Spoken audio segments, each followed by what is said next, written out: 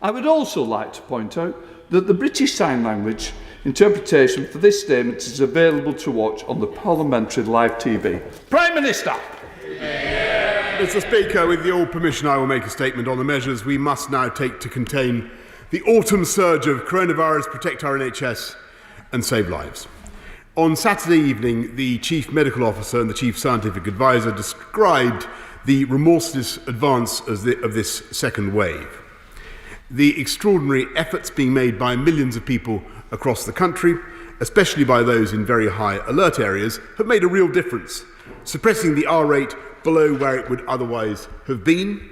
But the R is still above 1 in every part of England, as it is across much of Europe, and the virus is spreading even faster than the reasonable worst-case scenario. There are already more COVID patients in some hospitals now than at the height of the first wave. 2,000 more this Sunday than last Sunday. While the prevalence of the virus is worse in parts of the north, the doubling time in the southeast and the Midlands is now faster than in the northwest, even in the southwest, where incidence remains low. Current projections mean they will start to run out of hospital capacity in a matter of weeks. And the modelling presented by our scientists suggests that without action we could see up to twice as many deaths over the winter as we saw in the first wave. Faced with these latest figures, there is no alternative but to take further action at a national level.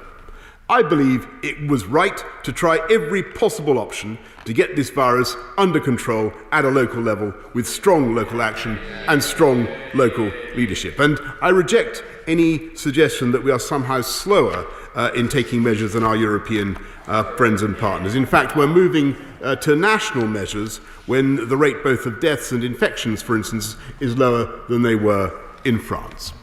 We are engaged as a country in a constant struggle to protect lives and livelihoods, and we must balance the restrictions we introduce against the long-term scars they leave, whether for businesses and jobs or our physical and mental health.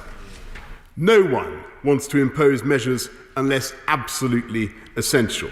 So it made sense to focus initially on the areas where the disease was surging and not to shut businesses, pubs and restaurants in parts of the country where incidence was low. I want to thank the millions who have put up with local restrictions, sometimes for months on end. I want to thank them and the local leaders who have understood the gravity of the position. And we will continue as far as possible to adopt a pragmatic and local approach in the months ahead. But we are fighting a disease, Mr. Speaker. When the data changes course, we must change course too.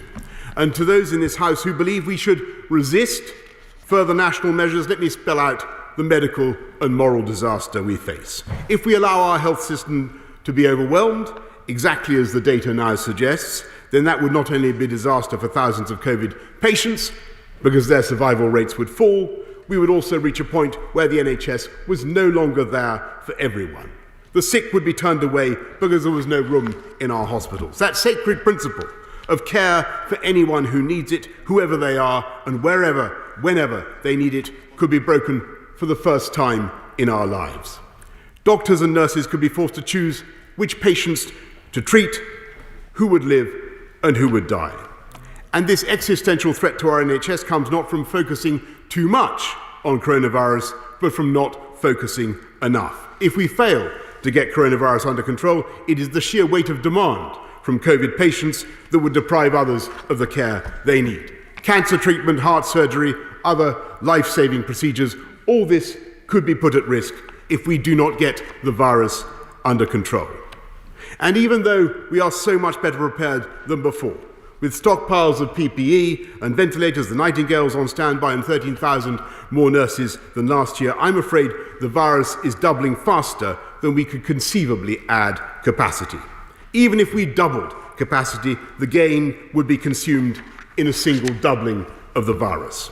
And so on Wednesday, the House will vote on regulations which, if passed, will mean that from Thursday until the 2nd of December in England, people will only be permitted to leave home for specific reasons, including for education, for work if you cannot work from home, for exercise and recreation outdoors with your household or on your own, or with one person from another household or support bubble, For medical reasons, appointments, and to escape injury and harm, to shop for food and essentials, and to provide care for vulnerable people or as a volunteer.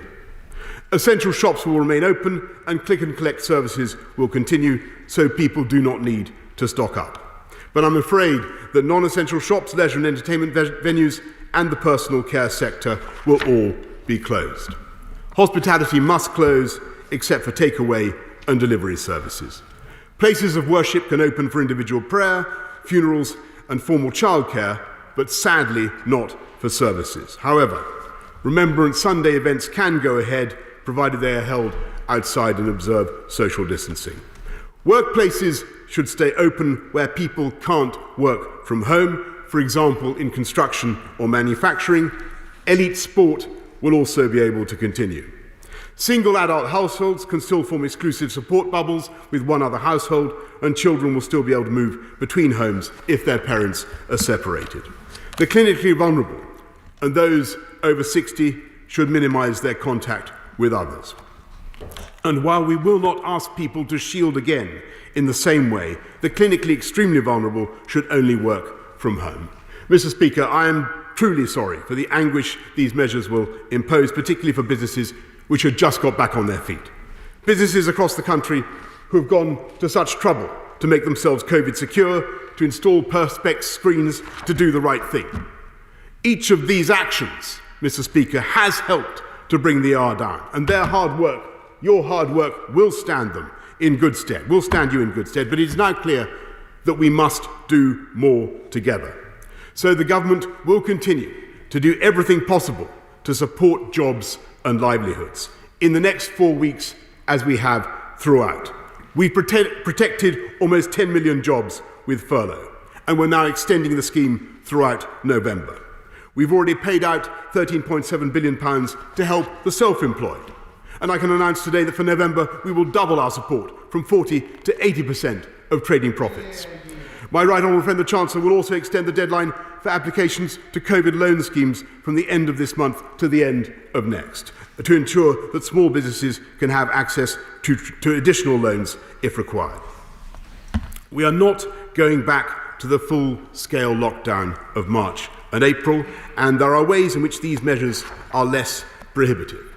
We have, for instance, a moral duty to keep schools open now, that it is safe to do so, because we must not let this virus damage our children's futures.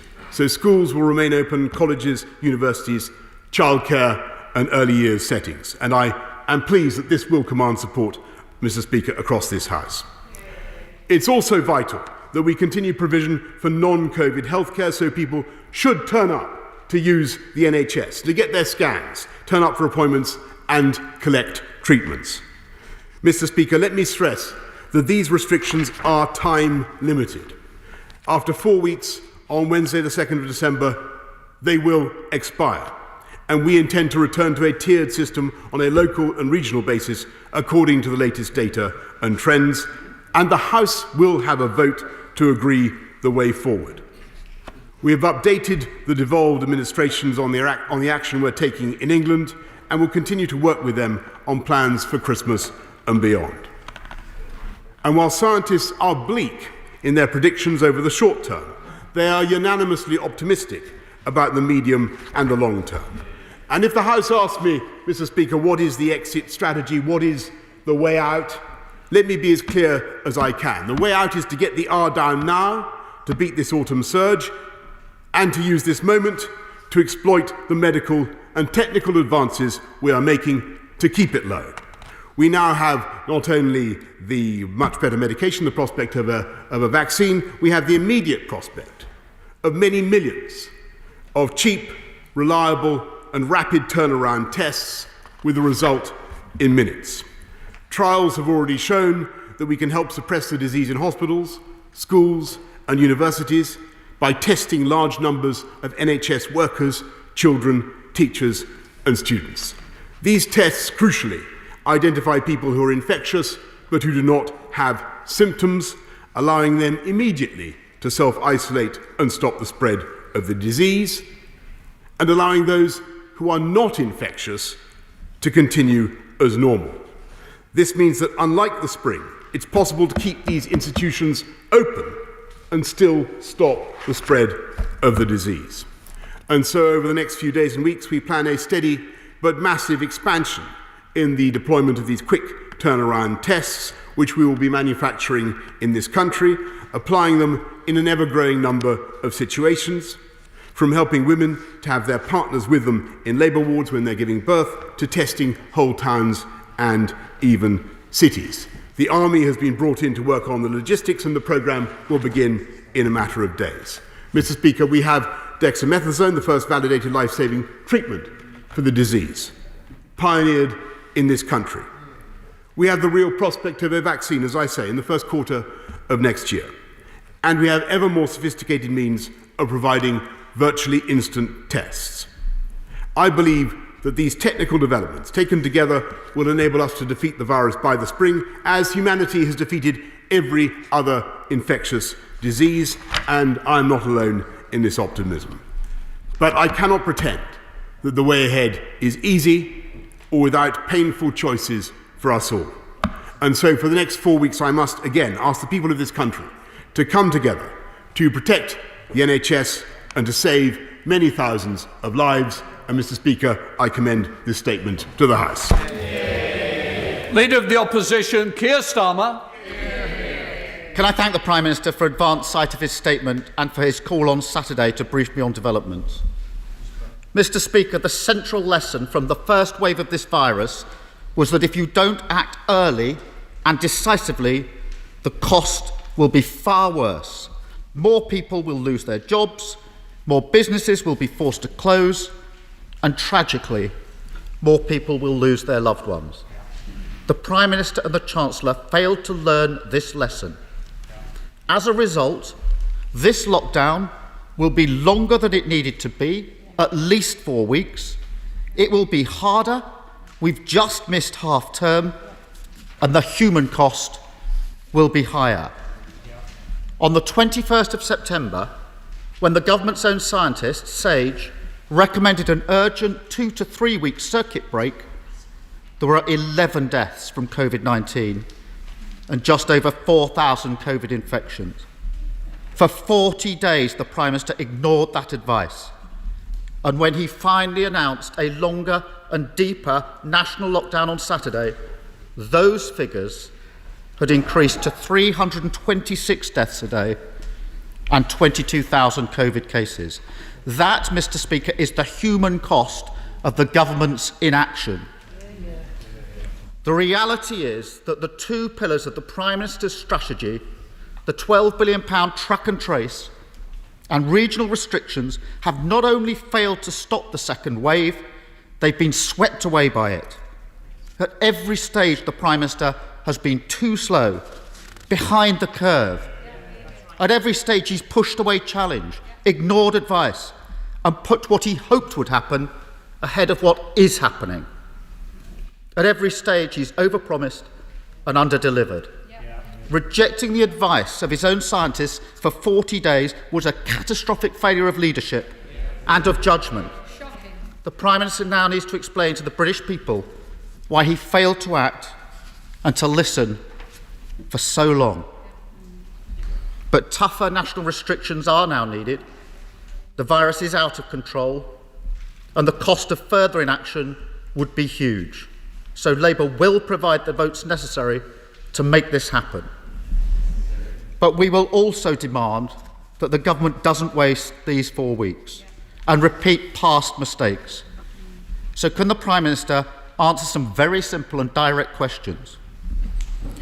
Will the government finally use this period to fix the broken track and trace system and give control to local authorities, as we've proposed for months? We all agree that schools should be kept open. So will the Prime Minister finally put in place the additional testing, support and strategy needed to make this happen? Will the Prime Minister confirm that the new economic package, I think it will be the Chancellor's fourth in 5 weeks, will be at least as generous as in March? And despite the partial step he announced today, will he go further to close the gaping holes in support for the self-employed And will there be further support for the 1 million people who've already lost their jobs since March? How does the Prime Minister plan to get a grip on messaging and rebuild public trust? After all, Mr. Speaker, this announcement is only happening today because it was leaked to the national papers before it came to Parliament.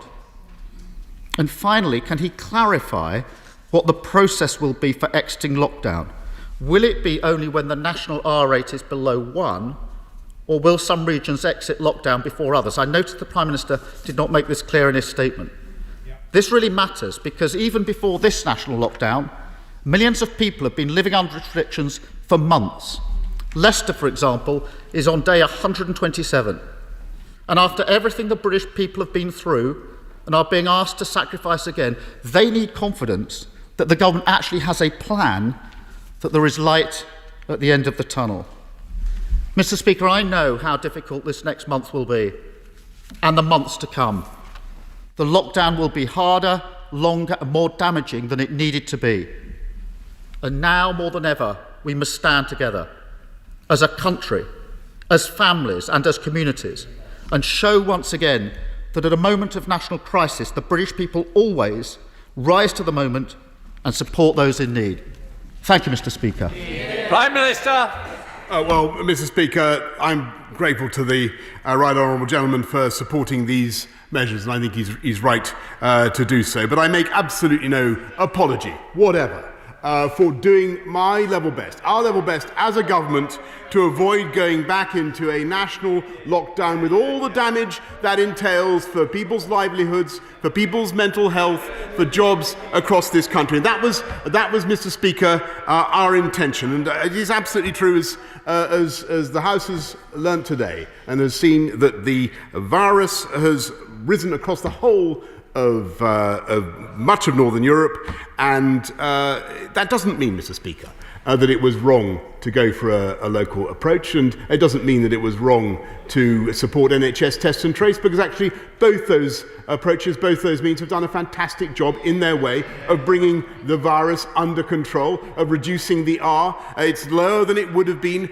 without those heroic local efforts, and it's lower than it would have been without NHS test and trace. And he should, in my view, he should stop continually knocking NHS test and trace, because we need people to self-isolate. And if there is one criticism that I accept many criticisms, but the one thing I do think that we need to get right is we need to see people self-isolating to a greater extent than they currently are. And it would be good if people across this House could therefore back and support NHS test and trace, because it is absolutely vital. Turning to some of the points that the right honourable gentleman made. Yes, it is absolutely true that we are going to protect schools particularly, and we're massively expanding testing for schools. I mentioned earlier on in my remarks about what mass testing can do for particular institutions, schools, hospitals, universities and others. He asked about help for the economy, for businesses and for the self-employed, and he perhaps didn't hear what I said, that we are massively increasing help for the self-employed, and will continue to support businesses and livelihoods across this country. And I once again thank my right honourable friend, the Chancellor, for the creativity that he brings to these problems. He asked when these measures would end, and they will end, Mr. Speaker, they will end, as I've told the House already, they will end on December the 2nd. And the House has the right to decide and will vote on whatever measures it chooses to bring in. But we will then go back to the tiered system based on the data as it presents itself. Mr. Speaker, he asks the people of this country to stand together against the coronavirus, and I couldn't agree with him more. And all I may respectfully say to him, I think the people of this country would also like to see the politicians of this country standing together a little bit more coherently in the face of this virus. Dr. Liam Fox. Mr. Speaker, the impact of the pandemic goes well beyond COVID patients to all parts of the NHS, to the economy and to our personal and social well-being. Does my right honourable friend agree that for this House to be able to determine across all parts of government that decisions have been taken on the best available evidence, that a new parliamentary committee, perhaps time limited or made up of privy councillors, should be established to reassure the British public that through this committee that the cure is not worse than the disease? Prime Minister. I thank my right honourable friend for the very interesting suggestion that he makes. I must tell him that throughout the pandemic, individual departmental select committees have been, as well as the liaison committee, have shown that they're more than capable of scrutinising these issues. But I leave it up to the House to decide what arrangements it chooses to make. We're heading up to the leader of the SNP in Scotland, Ian Blackford. Ian Blackford. Thank you, Mr. Speaker. It is right that the UK government extends furlough as a consequence of the new lockdown measures. It is right that economic support is put in place when governments restrain work opportunities as a consequence of the health measures. It is right that this flexibility to take necessary financial decisions is also held by the devolved administrations when they are taking lockdown decisions. That's why, since the start of September, I've asked the Prime Minister on no less than 6 separate occasions to extend the furlough scheme. And yet, every time the Prime Minister rejected that call. Mr. Speaker, this weekend's last-minute U-turn on furlough has finally buried the nonsense of a union of equals. Because people across these islands saw exactly what happened at the weekend. A mini extension to furlough was only granted at the 11th hour when one part of the United Kingdom needed it. This is a democratic disgrace. The Prime Minister only acted when England needed support. When Scotland needed full furlough support, Westminster said no. Mr. Speaker, for many, this U-turn is already far too late. Thousands have already lost their jobs unnecessarily. Many good businesses have gone under, and millions of the self-employed are still excluded. So today, Mr. Speaker, I have one very direct question for the Prime Minister. If requested by the devolved governments, particularly if they need to put in place additional lockdown measures, will the Prime Minister guarantee that the Treasury will make 80% furlough payments available when Scottish, Welsh or Northern Irish workers or businesses need it over the coming months? It is a simple question, Prime Minister, and for once, give us a straight answer to a question that the people of Scotland want to know. No more ducking and diving. Is it yes or no? Prime Minister. Mr. Speaker, the answer is yes, because the furlough scheme is a UK-wide scheme and it applies across the whole of the UK. And it is true that Scotland is currently taking a slightly different approach, but I thought he was talking complete nonsense about the non-application of furlough in Scotland. Absolute nonsense. The Treasury of this country, the United Kingdom, has supplied £7.2 billion to support the people of Scotland, and quite right too, and it has protected 900,000 jobs in Scotland. That is thanks to the might of the UK Treasury. Sir Charles Walker. Thank you, Mr. Speaker. Mr. Speaker, I will not be supporting the government's legislation on Wednesday because as we drift further into an authoritarian, coercive state, the only legal mechanism left open to me is to vote against that legislation. That is all we've got left, Mr. Speaker. If my constituents protest, they get arrested. Given that the people of this country will never, ever forgive the political class for criminalising parents seeing children and children seeing parents, does the Prime Minister not agree with me? Now is the time for a written constitution that guarantees the fundamental rights of our constituents, a constitution underpinned and enforced by the Supreme Court. Prime Minister. Mr. Speaker, I think what the people of this country want, rather than delectable disputations on a written constitution, is to defeat the coronavirus. And that's why I think that overwhelmingly they understand the need for these measures, and they understand the need for us to come together as a country and get the R down in the way that we're proposing. Ed Davey. In confirming Liberal Democrats will back this new lockdown, can I tell the Prime Minister we will hold his government to account for failing to listen to the scientists, refusing to lock down weeks ago and costing many more lives. Mr. Speaker, throughout this pandemic, many people have been let down by this government. They excluded self-employed, students, key workers. But I want to ask the Prime Minister about one particular group that's been forgotten: unpaid carers. Many carers have been struggling for months, often relying on food banks as they care for other people. So will the Prime Minister follow the advice of Carers UK, increase carers allowance by £20 a week, the same rises for universal credit, and give these incredible people a lifeline? Prime Minister. Well, Mr. Speaker, I'm very grateful to carers, unpaid carers in particular, for everything they've done to keep this country going throughout the pandemic. I'll look at the proposal that he makes, but I would just remind him of the colossal interventions that we've already made, worth 200 billion, to support jobs and to support livelihoods across the whole of the UK. We will continue, as I say, to put our arms around the people of this country. Bear Jones. Thank you, Mr. Speaker. Wrekin and Radnorshire has around 50 miles of the border between Wales and England. My constituents, who are already in lockdown, regularly travel across the border for work, healthcare and education. Can my right honourable friend confirm that essential travel across the border is not only permitted, it is encouraged, and that the Welsh Government should not be using this pandemic to create artificial barriers between Wales and England? Yeah. Prime Minister. Mr. Speaker, well, I understand the frustrations that my honourable friend has, and I know how deeply difficult it is for people throughout this country to go through the restrictions on our normal way of life that we have and that we're asking people to do again. And I apologise to her and to the House for what we're obliged to do, but we must ask people, unless it's absolutely necessary, to stay at home and stop transmission of the virus. And that applies throughout the UK. Samuel Wilson. Thank you, Mr. Speaker.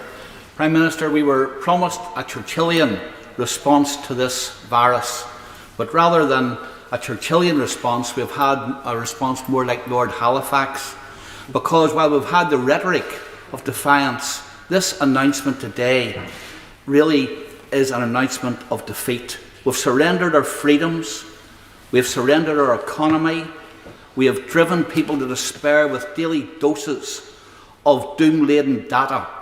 Can he promise us that once we get past this latest lockdown, that if there's another upsurge, we're not going to get a bout of the same destructive medicine, but we will get a policy which allows this country and individuals to run their own lives and not be ruled by this virus? Well, Mr. Speaker, I sympathise very much with the sentiments that he expresses about the loss of freedom and people's frustrations, and I do understand that. But I must say that I think that what the people of the country want to see is this virus brought down. They want to see a reduction in the infection rate, and alas, at the moment, this is the best tool we have to do that when you look at the whole national picture. But I am optimistic when I look at the scientific interventions that we have coming down the track. And even the medical and scientific advisors, who are not normally, Mr. Speaker, full of cheer on this matter, are optimistic when they consider the therapies, the prospect of a vaccine, and the prospect of mass testing of a kind that I've outlined to the House. Let's head to Essex with Stephen Metcalfe. Stephen Metcalfe. Thank you, Mr. Speaker. Can I thank my right honourable friend for his statement? And whilst I accept that we do need to do something to ensure hospitalisations are controlled and that the R rate falls, can my right honourable friend please review the regulations around socially distanced outdoor sports, such as golf and tennis, as these are good forms of exercise for all ages and present very little risk of infection? Prime Minister. Well, I sympathise again, Mr. Speaker, with the point that my honourable friend makes, and I'm glad he makes it. All I can say, Mr. Speaker, is that honourable members should get onto the website. Members of the public should get onto the website and look at exactly what is permitted. But the reality is that we have to stop. We have to break the transmission of the disease, and that's why I'm afraid I must tell with great sadness. I'm going to tell my honourable friends we have to make these restrictions for the next 4 weeks. And I bitterly regret it, but it's what we've got to do. Let's head to Meirionydd with Liz Saville-Roberts. Liz Saville-Roberts. Diolch yn fawr, Lefarydd. We've learnt so much since spring, Mr. Speaker. We've learnt that we're expected to act grateful in Wales. We've learned that the Treasury is only there for us when the home counties of England go into lockdown. A casual dismissal of devolution that costs people their jobs. The news simply came too late.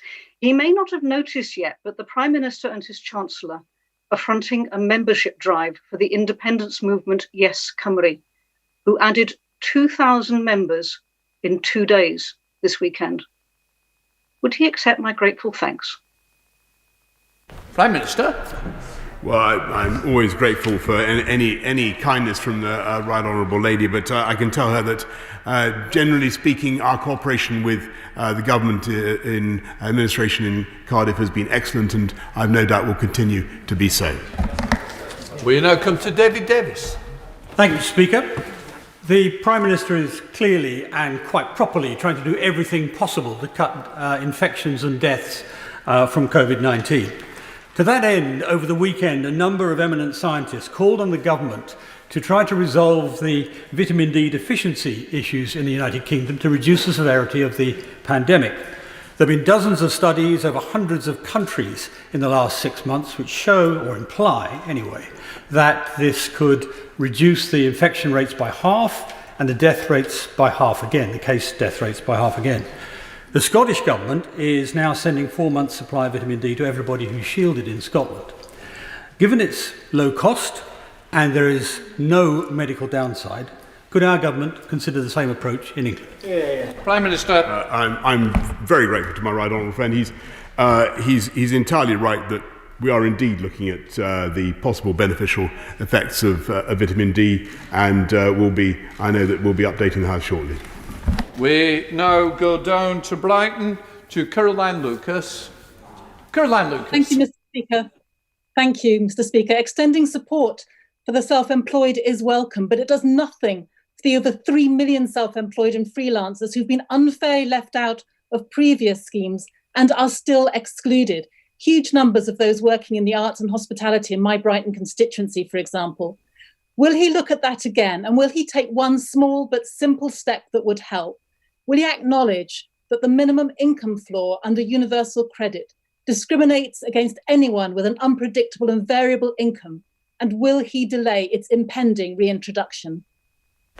Prime Minister. Mr. Speaker, I can tell the Right Honourable Lady that we are supporting the arts, as she knows, with a £1.57 billion package. They're vital for our country. They're massively important to the UK economy. And her point about the minimum income floor for universal credit is one that the government well understands, and we are looking at actively at the moment. Sir Bernard Jack. Thank you, Mr. Speaker. Can I thank the Prime Minister for the bitter medicine that he's had to deliver over the last 2 or 3 days, and can I assure him that I will support his measures, because nobody has put forward a viable immediate alternative that would avoid the overwhelming of the NHS.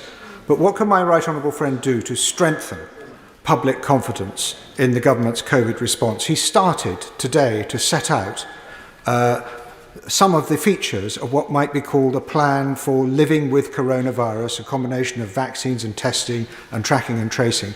Would he consider setting that out in a white paper?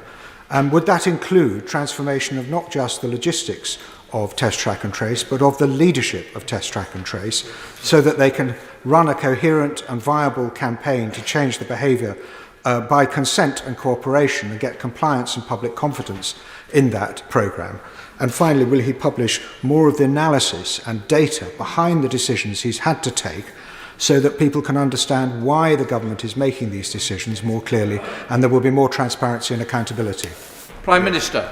Well, I'm grateful to my right honourable friend for all his excellent suggestions. We're certainly happy to publish all the data, and I've tried to set out to the House earlier on, Mr. Speaker, our plan for the way forward, and he's absolutely correct that it does rely on not just getting the virus down now in this 4-week period. That's the objective, but also to ensure that we make the maximum possible use of the various scientific developments, not just the vaccine and new therapies, but, as he says, improved testing. And I can certainly assure him that the military will be closely involved. Corinne Smith. Thank you, Mr. Speaker. My constituents in Bristol South did everything asked of them. They obeyed the rules, a great personal sacrifice. And now they've been asked to do it again because of his government's failure. Trust is absolutely now at rock bottom. So to rebuild that trust, his two key planks are around test and trace and the tier system. Firstly, he needs to sack Baroness Harding. I know she's a friend. I know it's difficult, but it's clearly been a failure and needs to give that £12 billion resource back to the experts on the local ground who know how to use it and to support people isolating. And secondly, he's going to return to the tier system. That's all we know about what happens on December the 3rd. What is the real plan? If the tier system has worked, Bristol is currently in tier 1. Are we to expect Bristolians to return to tier 1 on December the 3rd? Prime Minister. Well, first of all, Mr. Speaker, again, NHS test and trace, whatever the drawbacks, whatever the frustrations that people legitimately feel, it will achieve its target for 500,000 capacity by the end of October. It already has achieved that target, and I think that's a considerable thing to have done. I thank everybody working in NHS test and trace for their efforts. As I say, we need people to self-isolate to give the system the effectiveness that it needs. And I can tell her that when we come to the 2nd of December, the tier that areas go into will depend very much on the effectiveness with which we've all followed the instructions that we're giving today. And that is the guidance she should give her constituents. James Sunderland. Mr. Speaker, lockdown is a necessary evil and comes with a lot of pain. But like the member for South Basildon earlier, many of my constituents in Bracknell have contacted me to express concern about the effective closure of gymnasiums, golf clubs and tennis clubs. Given the proven benefits of exercise and the lack of any clear evidence that these activities have contributed to an increase in the R rate, might the Prime Minister be willing to reconsider the current guidance within the next 4 weeks?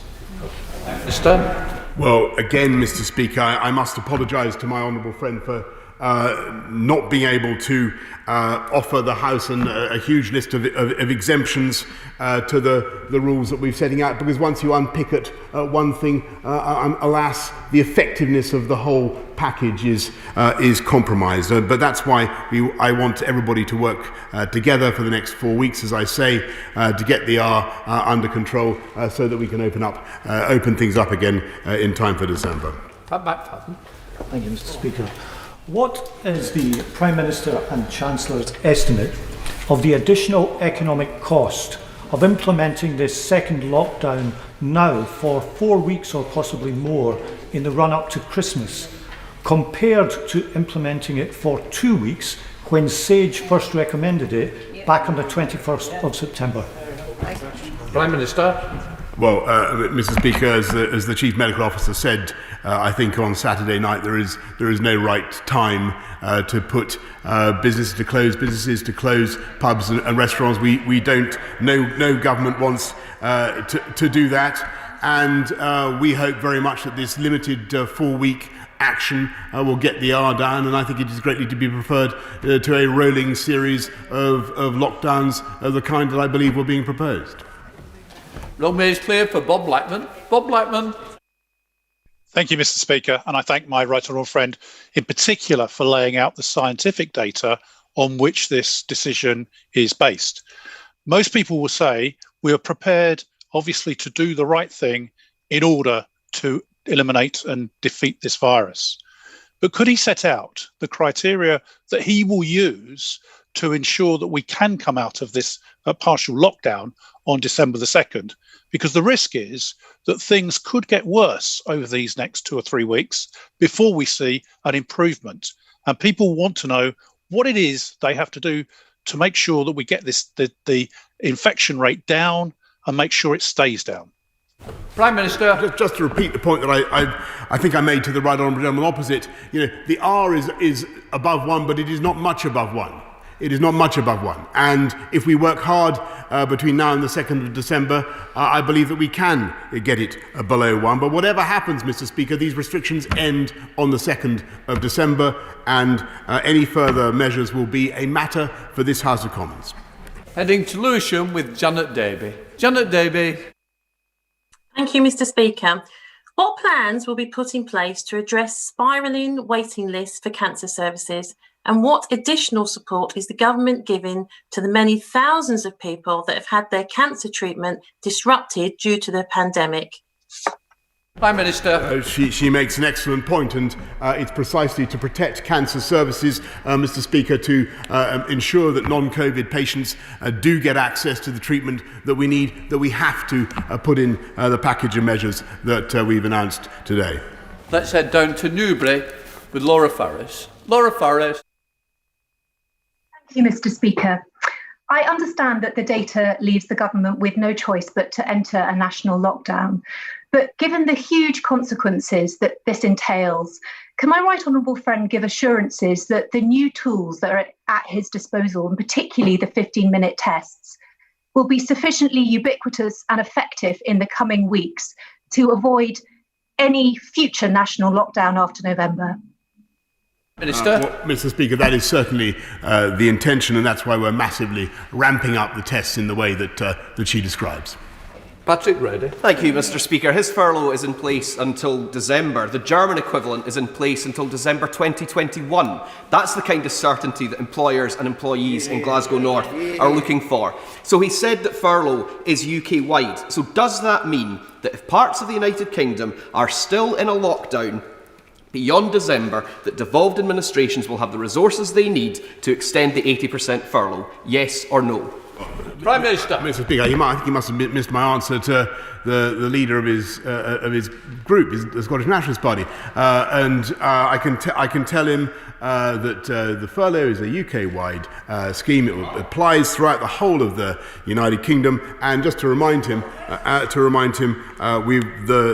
UK has already contributed 7.2 billion to Scotland to support Scotland, the people of Scotland, throughout the crisis. Sir Graham Brady. Thank you, Mr. Speaker. Can I ask my right honourable friend before Wednesday to publish a full impact assessment setting out the cost of the lockdown in terms of jobs that will be lost, businesses that will fail, and the enormous toll on people's mental and other aspects of their health, the lives that will be lost as a result of lockdown, as well as those that we hope to save?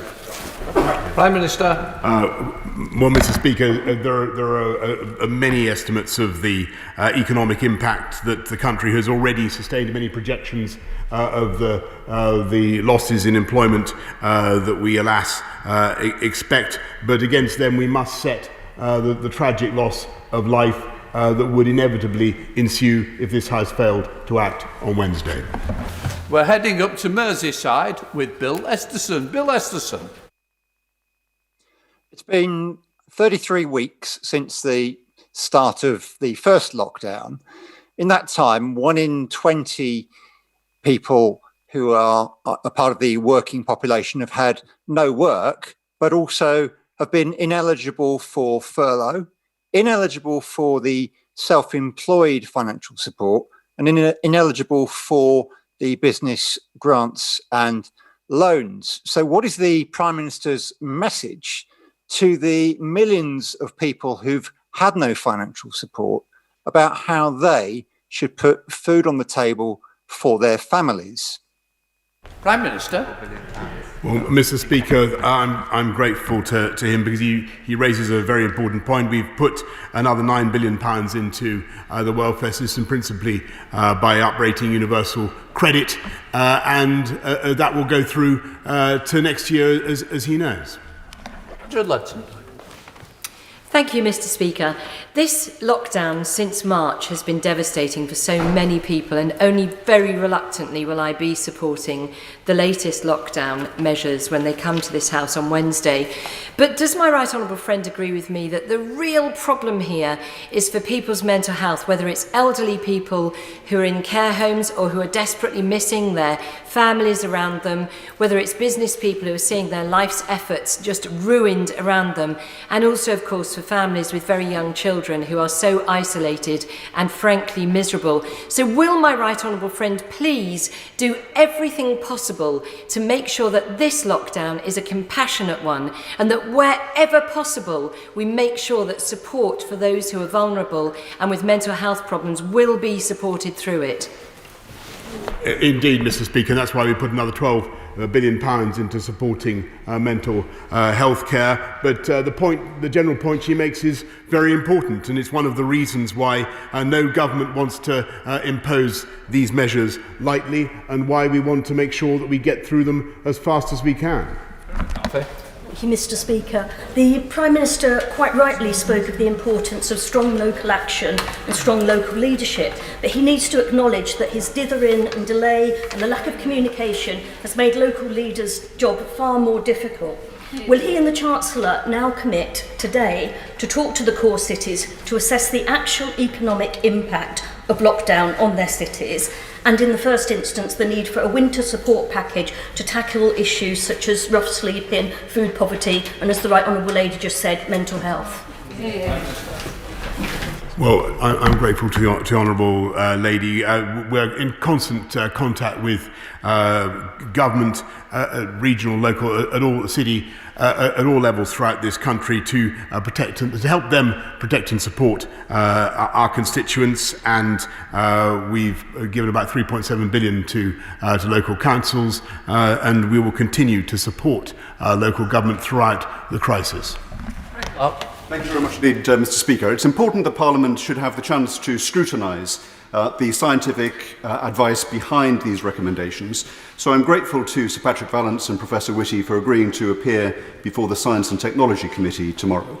But will my right honourable friend confirm that it's his policy to have the minimum level of restrictions on businesses and people in every place consistent with the need to avoid overwhelming the NHS?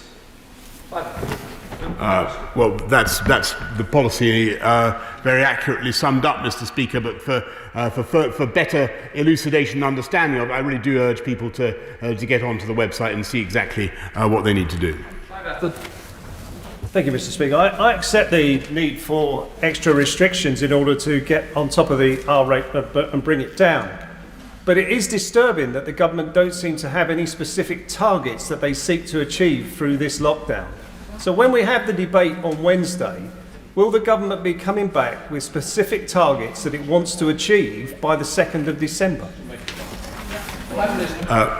Mr. Speaker, these measures are time limited. They elapse on the 2nd of December. But I repeat, the objective is to get the disease to stop doubling, the infection rate to stop doubling and to start halving. To do that, you need to get the R down below 1. It's currently estimated to be between 1.1 and 1.3. I think the ONS said recently it was 1.6, but it's coming. It has been coming down. Our intention is to use this period to get it below 1 and get that infection rate halving, not doubling. Rupert. Thank you, Mr. Speaker. Unlike some northern mayors who are playing a dangerous game of trying to divide the country along geographical lines, can I say to the Prime Minister, remind him that there are lots of leaders in the north of England, including those in my area, who want to work with the government to defeat this virus and won't run off to the nearest TV studio once they've engaged in that partnership with the government. But can I push him on the issue of mental health? This is causing particular issues around anxiety for many people. Will he ensure that therapists such as talking therapies and those charities that work with those who have anxiety conditions will be properly funded throughout this whole process? Yes, indeed, Mr. Speaker, and he will have seen that there are specific exemptions for volunteers and people helping for therapists and others, and we continue to put many millions of support into mental health charities in addition to supporting NHS mental health. Heading up to Manchester with Afzal Khan. Afzal Khan. Thank you, Mr. Speaker. When local leaders asked the government to maintain the furlough scheme at 80% when Tier 3 restrictions were imposed across much of the Northwest, Northeast and the West Midlands, they refused. Instead, the lowest paid Northerners were told a 67% wage subsidy was sufficient for them. When similar restrictions were extended to the rest of England over the weekend, the Chancellor appears to have changed his mind, shaken the magic money tree, and returned to 80%. Does the Prime Minister understand why the North believe they are being treated with utter contempt? And can he now confirm that the government will maintain an 80% wage subsidy or any ongoing Tier 3 restrictions after the national lockdown is lifted? Prime Minister. Well, Mr. Speaker, I think the crucial point here is that the measures that we're enacting today, or I hope the House will vote through on Wednesday, are very different from the Tier 3 measures, and therefore the package of support is appropriately different as well.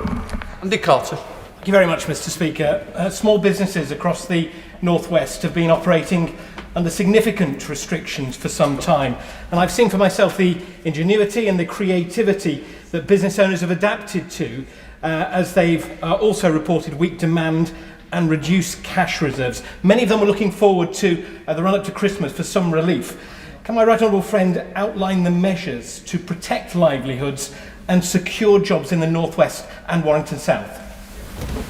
Well, I'm grateful to the people of Warrington for everything they've done, and I know that they've had a very tough time. It's been tough to control the disease there, as it has been across many parts of the country, and they've done a great job in bringing the R down. I do think that there is the prospect of a much brighter future ahead if we can make a success of these national measures, open up again in December, as I say, give people the chance of some shopping, some economic activity in the weeks leading up to Christmas and then beyond.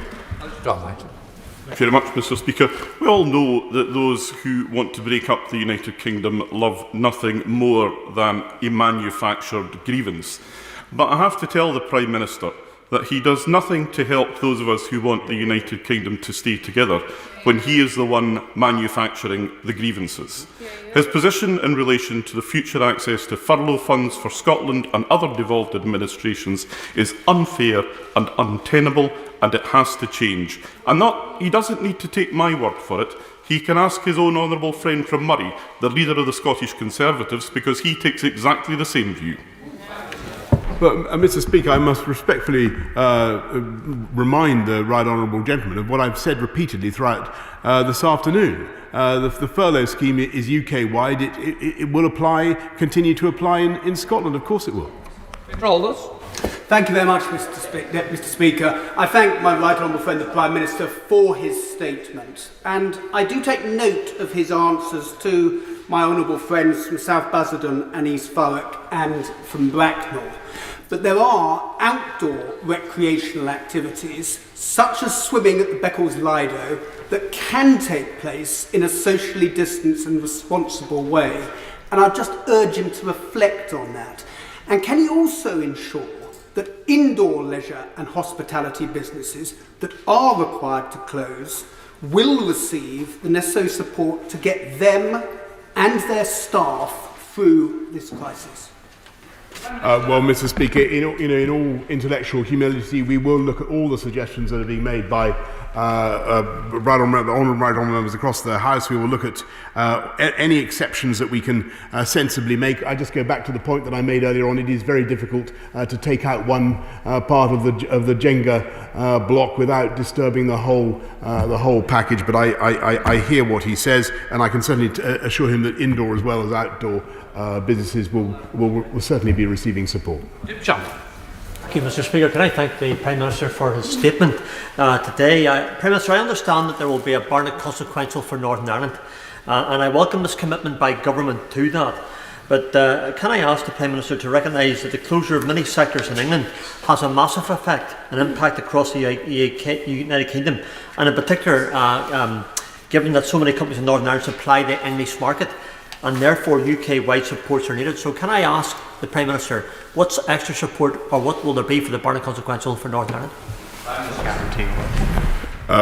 Mr. Speaker, I'm grateful to the honourable gentleman, and we're making sure that people across the whole of the UK get the support that they need. I think things have been tough in Northern Ireland lately, and I think the overall package has been worth about £2.4 billion so far, but obviously there will be more to come. Mr. Speaker, I strongly support these painful measures, and the Prime Minister's transparent reluctance to take away people's liberties will reassure many people that they are absolutely necessary. It won't surprise him that I want to ask him about the testing of NHS staff. In July, Chris Whitty told the Select Committee that he supported regular testing of NHS staff if there was a surge. We now have that surge, but less than half of NHS trusts are testing on a weekly basis all their staff. So will he reassure NHS staff they're not infecting their own patients, reassure cancer patients that it is safe to go into hospitals, reassure the country that the NHS is not going to become a COVID-only service by saying that when we start this new lockdown, we will also start weekly testing of all NHS staff? Mr. Speaker, we are rolling out testing of all NHS staff as fast as we possibly can, and we're all too aware of the risk of nosocomial infection of the kind that we saw last time. One of the things we're doing this time, Mr. Speaker, is greatly expanding the use of novel mass testing devices such as the LAMP technology, which I'm sure he's familiar with in NHS settings. But where we want to get to, Mr. Speaker, as I told the House earlier on, is a world in which we're testing these particularly vulnerable institutions, hospitals